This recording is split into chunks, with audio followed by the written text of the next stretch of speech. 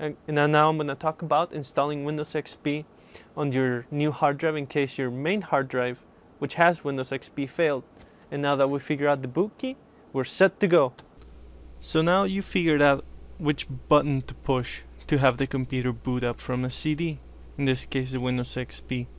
So you selected CD-ROM, and now the computer is booting off from the CD, and after it'll give you a message saying detecting installation. It'll be in a black screen, then it'll move on to this blue screen, and you can see here at the bottom that it's recognizing whatever hard drive you have on your computer. So all you can do at this point is just wait.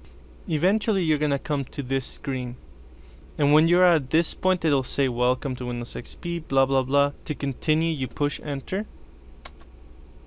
In this case we're setting up a brand new hard drive. Then it says F8 to agree. So at this screen is the user license agreement. Push F8 to agree. Then you'll notice right there it's my hard drive. It says I only have one hard drive set up on this system, and it says it's unpartitioned. That means it's not formatted. So the first thing you do is you push enter, and then you select the file system. You'll notice right there it says NTFS. That's New Technology File System, is the best one to use.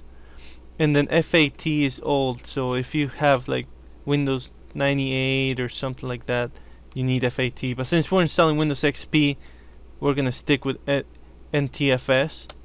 So you click OK, and now it's gonna proceed to format the disk. Now that the disk is formatted, it'll examine the C drive, and it will continue. And then eventually it's gonna go into setup is copying files. So once that happens, from now on is automatic process. Eventually you need to be at the computer. Eventually a pop-up is gonna appear that's gonna ask you for the serial key and some stuff.